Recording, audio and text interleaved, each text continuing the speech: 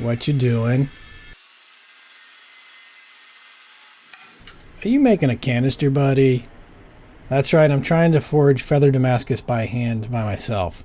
There are 10 layers each here of 1095 steel and 15 and 20, which I plan on forge welding in canisters as much as possible. More on that later. They came flat ground, but I've ground their surfaces clean, and because they're being forged in a container, I'm soaking them in acetone to get all the oils and any grime off them because I can't use flux in the container. So then they'll be stacked and tack welded before fitting them nice and snug into the container with a layer of stainless steel foil around them to prevent sticking to the canister itself. So while all this is happening, I'm going to talk to you about my understanding of the feather pattern. There are many variations on the feather pattern, but I think most commonly people use crushed W's. So first, our alternating steels are stacked and forge welded together, as you can see in the picture in the top left of the screen. Feel free to follow along there. There appear to be two different ways to go from here to make the W's. The simplest is just to rotate the stack 90 degrees and flatten it. But many folks actually recommend rotating it 45 degrees onto its corners instead, like this. The corners are then hammered down or rounded on all sides, which makes these curved lines in the layers on the outside of the steel while the middle layers sort of stay straight. Then the billet is rotated another 45 degrees, so 90 degrees in total now. Our once horizontal lines are now vertical and sort of rounded. The billet is then further flattened and the edges will be squared up. So after being flattened and squared up, it's drawn out and cut into sections which are stacked on top of each other like this. You can see that towards the left and right side of our billet we have what may be considered some W's forming. After this, the billet is drawn out, then cut and stacked as many times as you like so you create more layers. At least this is the best I can figure out from reading forums. Everyone is so freaking cryptic about it. To you forum posters, you gotta draw some pictures, man. Some of us are morons, okay? So then our stacked billet is going to be hot cut with a dull chisel down the middle, compressing and curving the layers closest to the chisel on the inside, which creates this arched pattern. Our two resulting pieces are going to be forge welded back together along the chisel cut, yielding what is a feather pattern. And so this is the simplest drawing that I could come up with. I don't think it does the pattern justice, but I think you get the idea too of how it's made. You have to sort of visualize it. It's not very easy to do.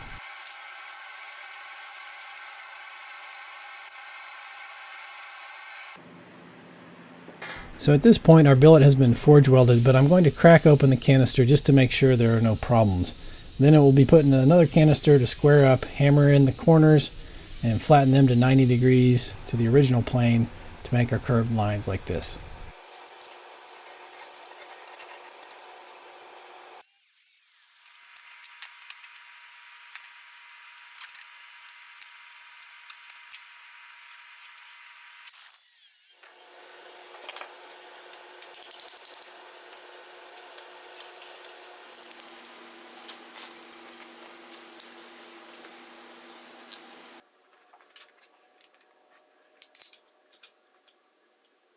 Yeah, something like that. So everything looks good. It's gone into a second canister now, and we're going to carry on.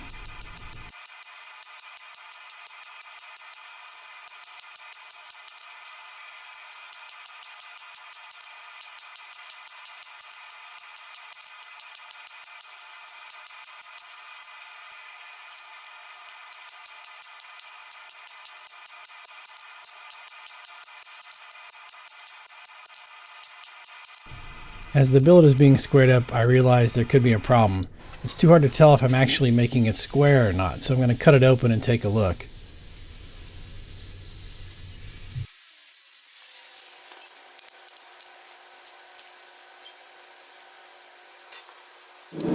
Okay, so this is out of the canister, and it's like an hourglass. It's upset up here and wide, and it's narrow all the way down the middle, and then it's upset down here again. I couldn't see what I was doing inside the canister, and I didn't really count on that being a problem, but it is.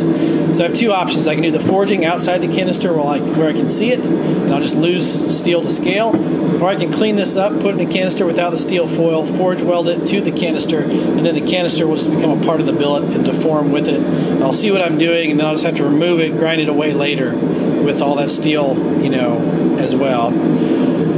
I don't know what to do. Alright, as you can see, I've decided to move ahead without the canister.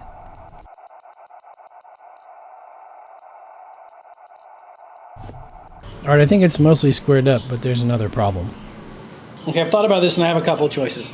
This is going to take me weeks to do by myself with the amount of time I have per week and so on and so forth. There's just too much steel, it's too thick. And so I can continue down that path and take a couple weeks to finish this and wear myself out, wear out my elbow and my wrist. Or I can get a striker, in which case I haven't really done this all by myself. Or I can start on a smaller billet. All right, it's time to start a smaller billet. I've decided to use 16 layers total of 0.049 inch 1095 and 15 and 20. So not as many layers and definitely thinner. Our billet will come in at about a square inch to start, which is much more manageable, but I think the question now is whether or not I'll have enough steel at the end of this to make anything with, because I'm going to lose a lot of steel. If you start with too much material, your billet is just too large to hammer by hand, which is what just happened. But there's another issue with having enough steel when all this is done. Let me explain. You lose a lot of steel when you make Damascus. First, you lose steel to scale, and that, the iron oxide flaking off while it's hot. That process is exaggerated with the high heats and long forge times used to make Damascus, especially by hand. Second, steel is lost by having to grind out tack welds from stacking and tacking. Third, every time you weld a handle on, you have to grind out the handle weld remnants, and if you're a lousy welder like me, or the pattern calls for moving handle locations a lot, then you can lose a lot more material by using extra handles. Fourth, checking for forge welds requires grinding a small amount away, and if you end up trying to work out some surface delaminations or cold shuts, you're going to lose more steel there. And of course, finally, if you're grinding surfaces between forge welds, then a lot of your material is going to end up on the shop floor instead of in your billet. Here I'm looking for about 2/3 to 3/4 loss of material, which is one reason I was trying to use the canisters at the beginning to help mitigate that loss. But, like I said, I couldn't really discern what was happening with the billet or check forge welds. I could forego the steel foil and have the canister weld to the billet, revealing its true shape while I'm forging, but grinding away a canister after every forge weld on this project is just really not practical at all. And come to think of it, there's another wrinkle. Mixed in with all that, you have to have enough layers to make an interesting pattern. So you have to start with the appropriate layer width.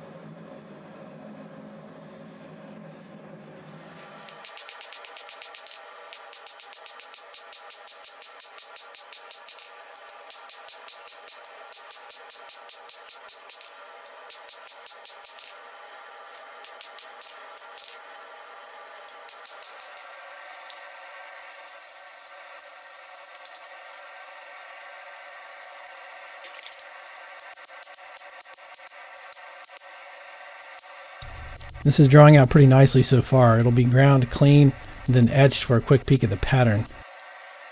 I forgot to shoot the pattern on end for some reason. I'm sorry about that, but there'll be some end shots of another billet soon.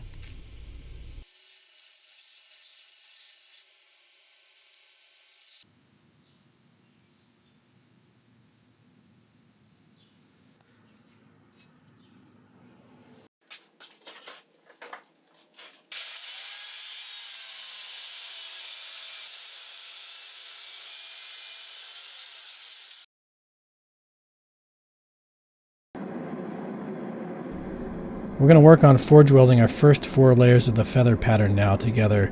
After that weld is solid, we'll draw out this resulting billet, then we'll cut, stack, and repeat.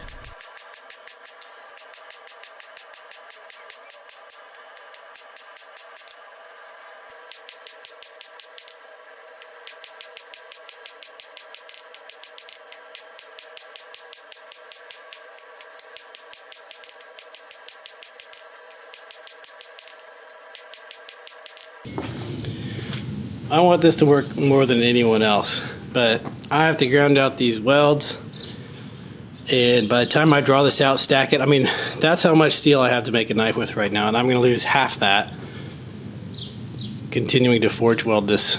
So I have some decisions to make. Yep, time for another billet. We'll get a second one cranked out and forge weld it to our first. We'll get that extra material we need to make something useful out of this, I hope.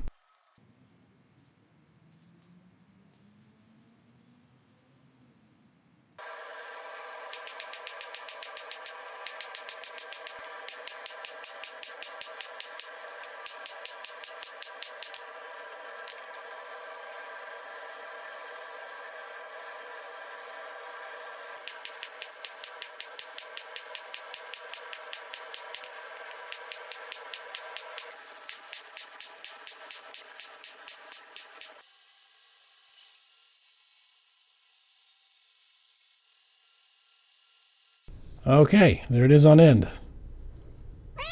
You know, it's nothing like it's supposed to be, theoretically, but if we stack it just right, you saw that we could make some W's there, so, you know, we're going to roll with that.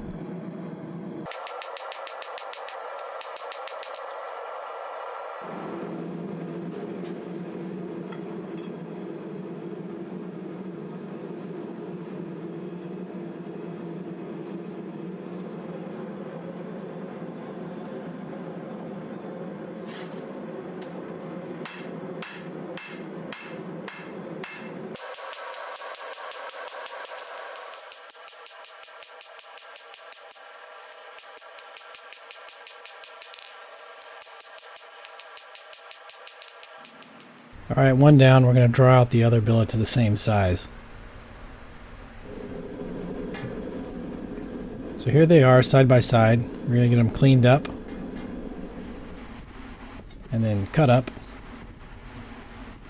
And then we're going to weld them. I think I'm going to separate them into stacks of 3 here to weld. So we'll actually have 2 different billets that we'll weld together.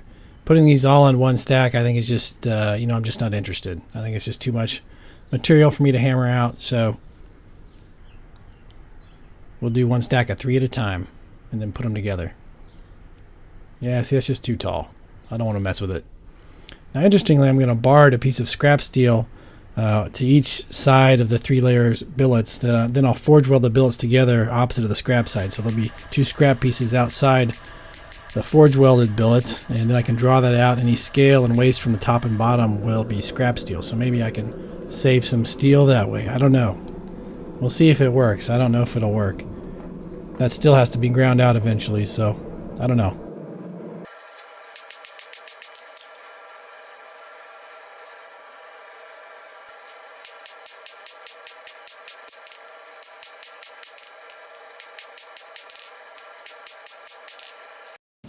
I wasn't kidding when I told you we were going to lose some material. Think about how much we started out with on those 2 billets, and this is how much we have left. It's at 24 layers. I still have to grind off a little, you know, barded layer up here and down here, and then I might be able to stack 3 of those, so I can get, you know, 72 layers. But even that's going to be a tiny amount of steel left to make a knife with. I'm going to have to draw it out. It's, you know, might make like a 2 or 3 inch blade. I don't know. So I think I'm going to have to go back and forge another billet to add to this one. Another billet? I get to make another billet? Oh, goody, I'll make all the billets you need. How many do you need? I want to make a billet all day.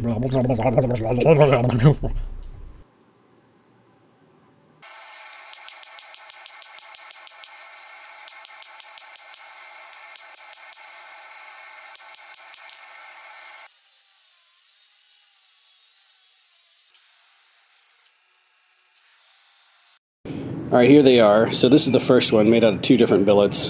This is the second one, sort of a single billet. Much more efficient with the forge welding.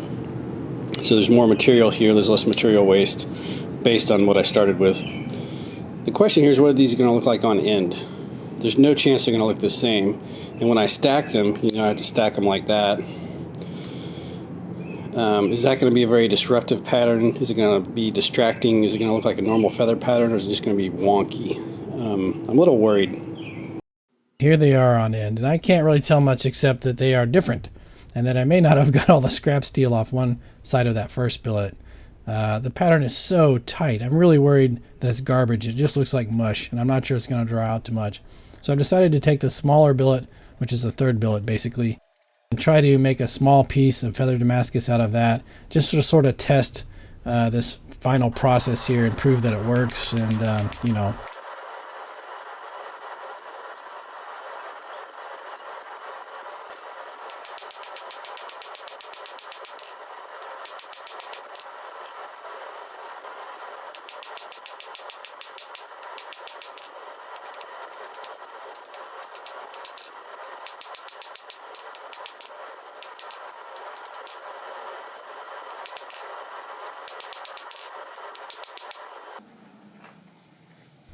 Interestingly, our anvil chisel is made from the leftover car axle from the Velocity Knife project.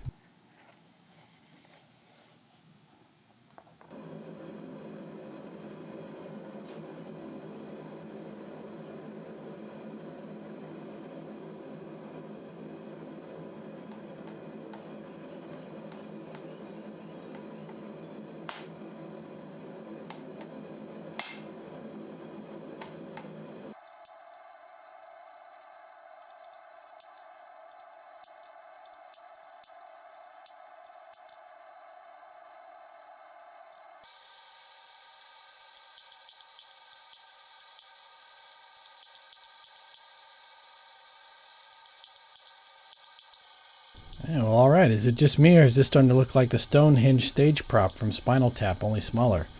Ah, here's the problem. When I drew it on this napkin, I put millimeters instead of inches. Well, I rise above it. I'm a professional.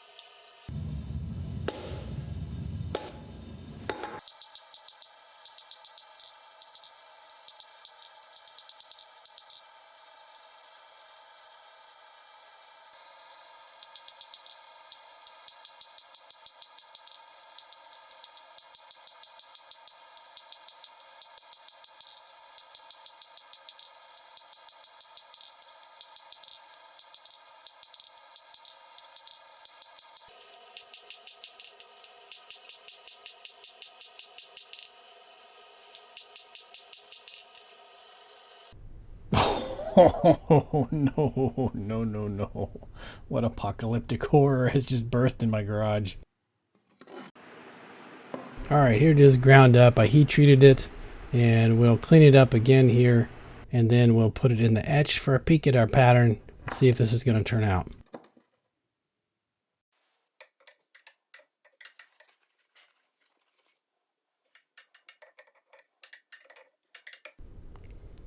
Well, well, there's a little bit of extra weld in there and maybe a cold shut, but I think this is going to work. So I've decided to draw it out a little bit and even bevel one side to maybe push the center of the feather line more towards the middle of the billet. It sort of works, it sort of doesn't, I don't know. But I did get it drawn out a bit.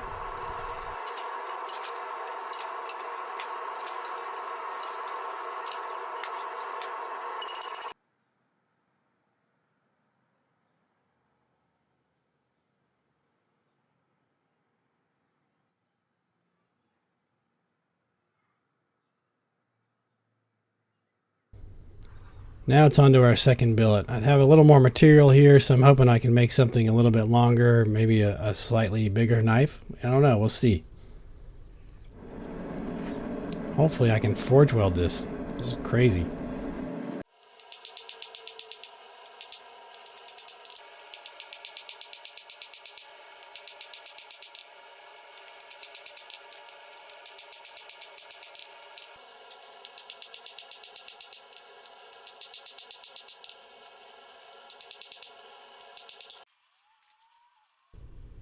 I'm also going to mark and measure the center before cutting it this time so we can maybe keep our center line more down the middle of the billet.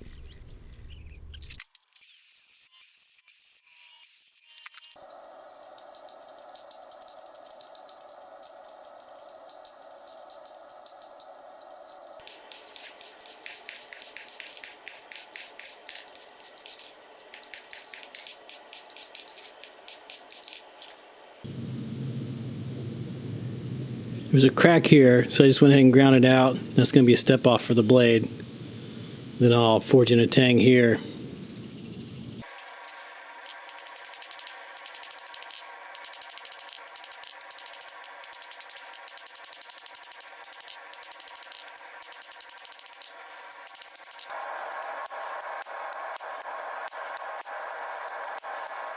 So excuse this finish, it's only a 200 grit belt finish, followed by 2 rounds of ferric chloride, so definitely not its final state, but I'm running out of time. I've got to get this video in the can, so we're just going to have to get a rough idea what this is going to look like.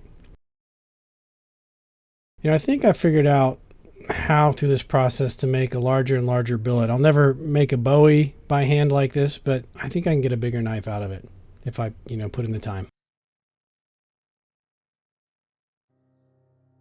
I started knife making in my garage about 5 years ago, and I don't talk a lot about my progression through that journey, but it feels like it's time to start my journeyman knives.